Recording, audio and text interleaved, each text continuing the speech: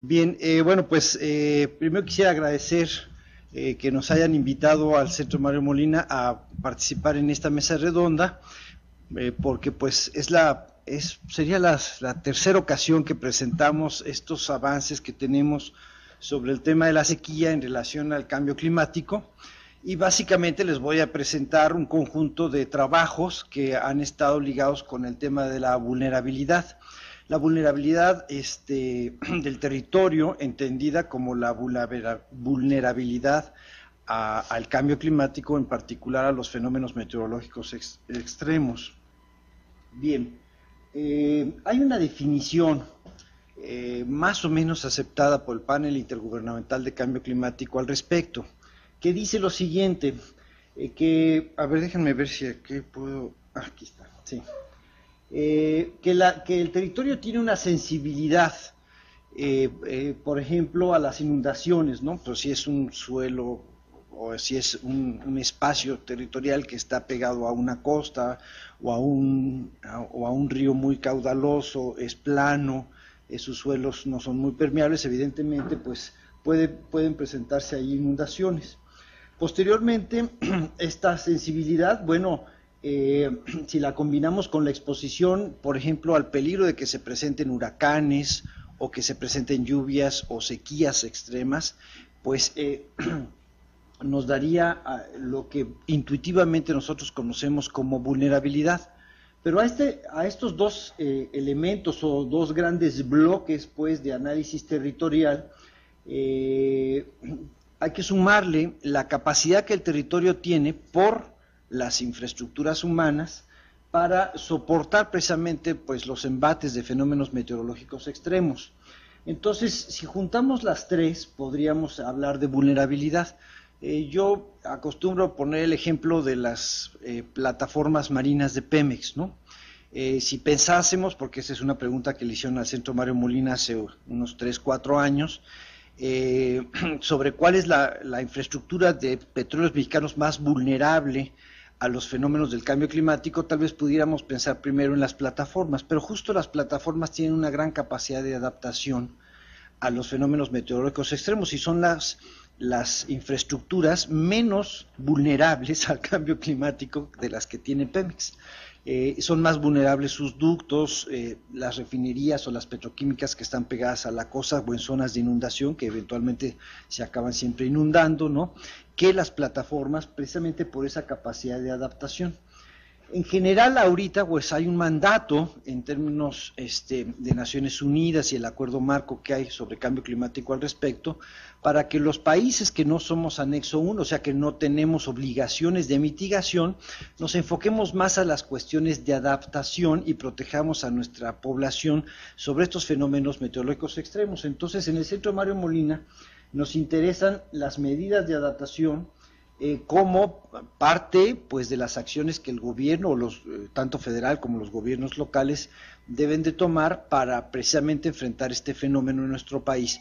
Y creemos que muchas de las medidas de adaptación tienen que ver o pueden ser medidas a su vez de mitigación. Es el caso de las reforestaciones.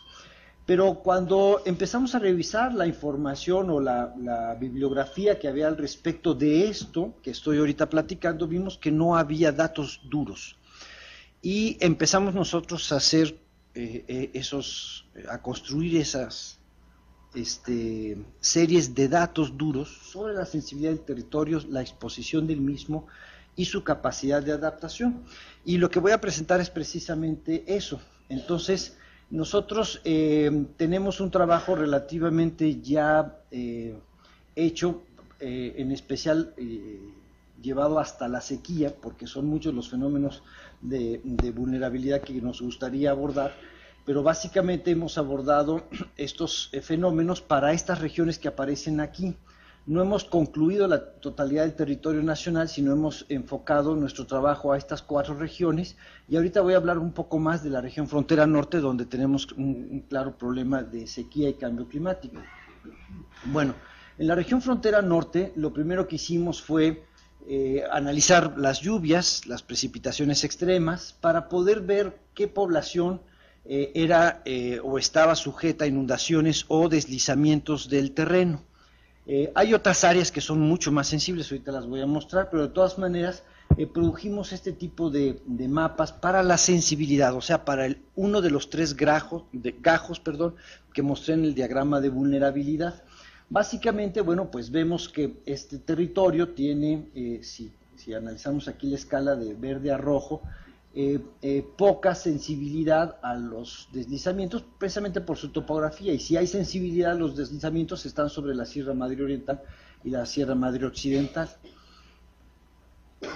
No me voy a entretener mucho en esto porque no es precisamente el tema, esto es nada más para ilustrar un poquito el tipo de manejo cartográfico que hicimos para llegar a lo de la sequía.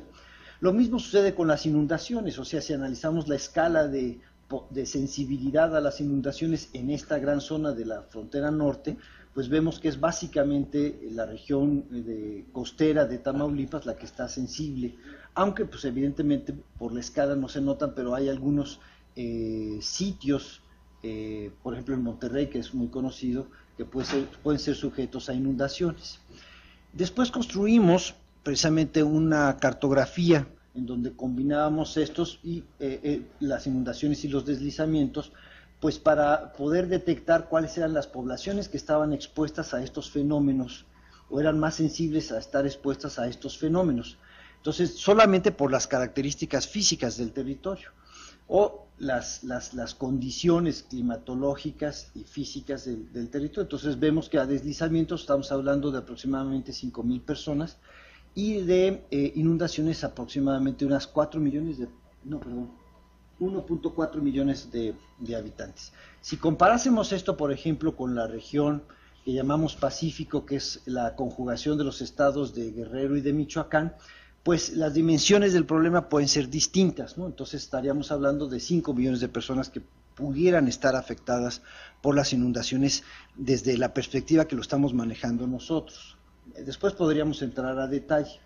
Este trabajo, una vez que, digamos, lo organizamos en esta definición de vulnerabilidad, lo que podemos hacer es después estimar el riesgo, o sea, la exposición que tiene la población, y podemos, pues, sobreponerle la división geopolítica para ver qué municipios son más o pueden estar más expuestos de acuerdo a un periodo de retorno de que se presenten estas inundaciones.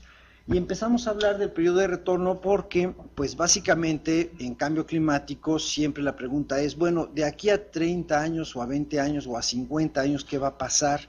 Porque sabemos que se está calentando el planeta y, bueno, quisiéramos localmente saber cuáles son nuestros riesgos, ¿no?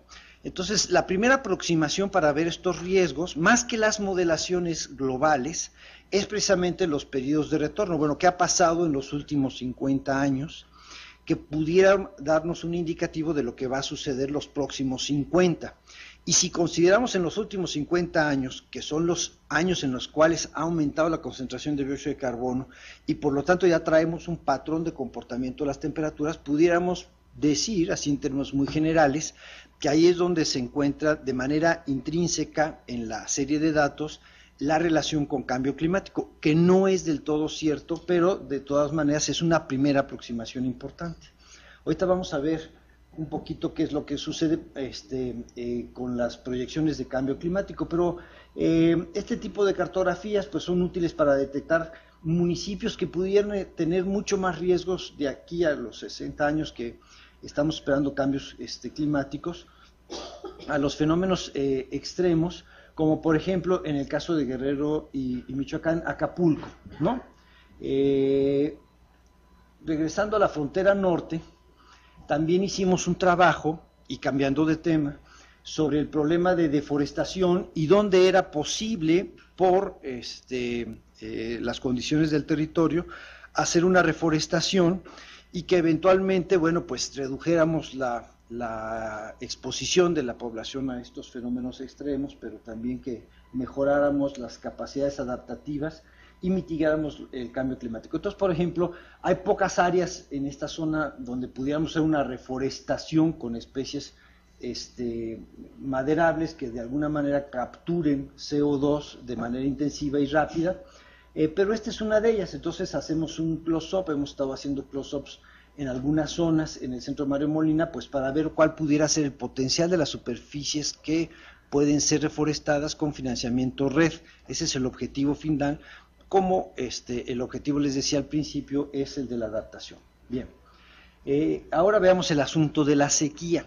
Ya con este manejo cartográfico nosotros nos atrevimos a abordar el tema de la sequía, que a diferencia de los otros tres temas, las inundaciones, los deslizamientos y la reforestación o deforestación, es más difícil de medir e interpretar por las series de datos que hay que manejar y por los distintos conceptos que hay alrededor de la sequía, ¿no?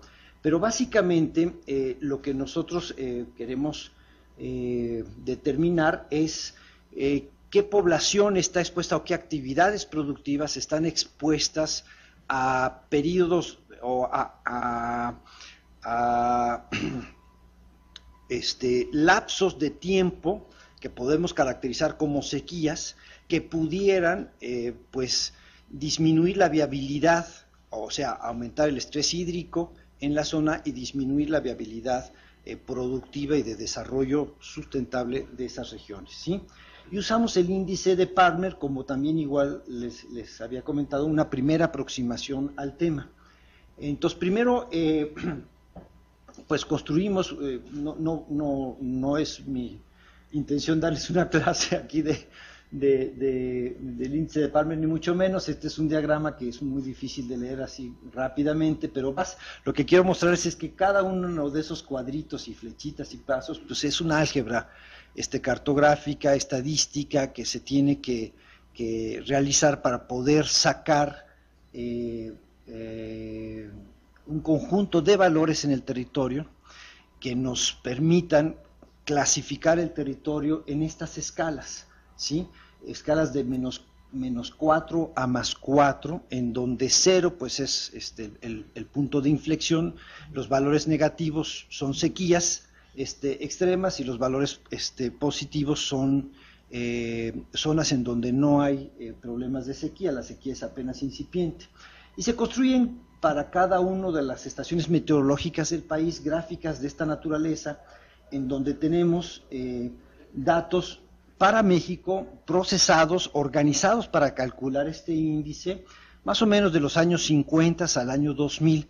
Aquí estamos mostrando la serie de datos del municipio de Musquis, pero tenemos 532 estaciones, que son muy pocas en todo el país, porque en el país ha habido muchas estaciones operando que dejan de operar, otras que se vuelven a instalar, aproximadamente unas 4,000, pero de estas es difícil rescatar una serie histórica. De hecho, al realizar este trabajo nos dimos cuenta que parte del problema de la definición de sequías es tener series históricas completas de datos que nos permitan hacer este tipo de cálculos, ¿no?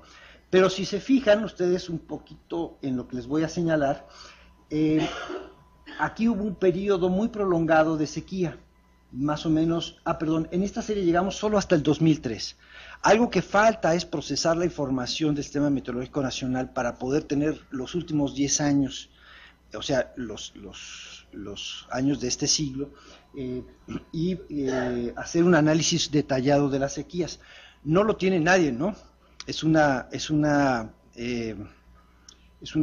problema, pues, de manejo de información del país. No es que no exista, simplemente hay que procesarlos y estamos en ese proceso. Entonces, este periodo de sequía fue roto por un año niño, en donde normalmente los años niños benefician a la zona norte porque hay mayor precipitación. Entonces, el índice de Palmer lo que nos permite ver es precisamente eso, ¿no? Vemos aquí en la zona árida, particularmente en este municipio de Musquis, muchos años en donde hubo una sequía extrema, ¿no? Que son estos valores entre menos 3 y menos 4, ¿no? Pero particularmente, se exacerba la sequía, por ejemplo, en los años hasta el 96, si mal no recuerdo, ¿sí? Esta es una fotografía de este periodo, perdón, y se rompe en el 97. Entonces, si vemos el año del 96, esta es la fotografía del año mensual, con cada uno de los meses, ¿no? Vemos que efectivamente en enero-febrero el índice de Palmer o el índice de severidad de estas sequías era mucho mayor. Entonces pudiéramos nosotros decir, bueno, si esta es la historia en la frontera norte, ¿qué va a suceder a futuro cuando esperamos que se exacerbe este problema por el cambio climático? Bueno, esto es cuando se rompe, perdón, esta sequía por un año niño, o sea, lluvias que rompieron la sequía. Y pues para efectos de definición de lo que puede ser la sequía, nosotros tomamos no solamente los parámetros físicos del territorio y los ecológicos, que básicamente pueden ser los usos del suelo y la vegetación, sino también algunos aspectos sociales, porque si uno se expone a fenómenos meteorológicos extremos, pues uno es mayormente vulnerable, y esa es parte de toda la discusión que hay. Y en estas zonas, en las zonas áridas, lo que siempre hemos visto nosotros, y ojalá que nuestros hijos y nuestros nietos no lo vean, pues es una gran marginación de las poblaciones dispersas en un territorio muy extenso y que pues han permanecido en esa condición durante muchos años, y ahora que se presentan las sequías, pues empieza a haber este tipo de fenómenos en donde los tarahumaras pues tienen que migrar, o hay regiones de la tarahumara pues que son relativamente inviables, y entonces empiezan todos estos problemas, ¿no? Entonces lo que hemos hecho nosotros es sobreponer esta sensibilidad del territorio construyendo, digamos, una álgebra de mapas con el grado de marginación, los usos del suelo, el tipo de clima, el estrés hídrico causado por la sobreexplotación de los mantos acuíferos, porque en estas áreas, como ustedes saben, pues la mayor fuente de agua son los acuíferos subterráneos, y construimos un mapa ya complejo de las sensibilidades a la sequía de toda la región. Y sobre este mapa, pues entonces es posible hacer algunos pronósticos. Y entonces hacemos un pronóstico, y quiero que se graben en la mente esta imagen de lo que pudiera suceder a los 30 años con la historia anterior, o sea, con una estadística, vamos a suponer, sólida y relativamente confiable de lo que ha sucedido en los últimos 50 años y que puede volver a suceder en los próximos 30 al menos. Si comparamos esto con las modelaciones de cambio climático que ha hecho el Centro de Ciencias de la Atmósfera, que está trabajando con nosotros y que nos hizo precisamente estas proyecciones, pues vamos a ver que, déjenme hacer un close-up aquí, hay un modelo que se acerca más o menos a lo que ha sucedido anteriormente. No les describí estas gráficas, pero básicamente aquí estamos viendo el producto de modelación climática global, en un modelo general, ¿sí? Que se llama modelo ECAM, para en esta última columna, el año 2020, no, 2030, a ver, no alcanzo a ver, pero sí, es 2030, ¿verdad? Y este es 2050, ¿no? Y este es otro modelo, el modelo MIROC. Y entonces lo que tenemos ahorita de pronósticos del cambio climático es muy incierto a nivel local, y el downscaling que se hace de precisamente la predicción climática para nuestro territorio tiene muchas incertidumbres. Y para reducir esas incertidumbres nosotros estamos proponiendo precisamente hacer este trabajo de ver el antes y el posible después en función de estas modelaciones, y observamos que este modelo, el ECAM, es más parecido a lo que construimos anteriormente, la imagen que les dije yo que trataran de retenerla en la memoria. Este otro no se parece, pues como verán, la zona central del altiplano se maneja como una zona en donde va a haber mucha lluvia, ¿no? O que va a haber más lluvia que las otras. Finalmente, bueno, pues nosotros sobreponemos a estas proyecciones la explotación de los mantos acuíferos, y vemos qué población está involucrada y qué actividades están involucradas. En particular, ahorita hemos estado viendo, bueno, cuántas viviendas están expuestas y son altamente vulnerables, y qué infraestructura, en particular la de riego, pudiera ser afectada por estos fenómenos meteorológicos. La presentación que yo les traigo aquí concluye, si mal no recuerdo, no, va a concluir un poquito más allá, pero está orientada a preparar la información que nos pudiera servir para análisis ya después más complejos de cuáles pudieran ser las medidas de adaptación más adecuadas para el país. Pues muchas gracias.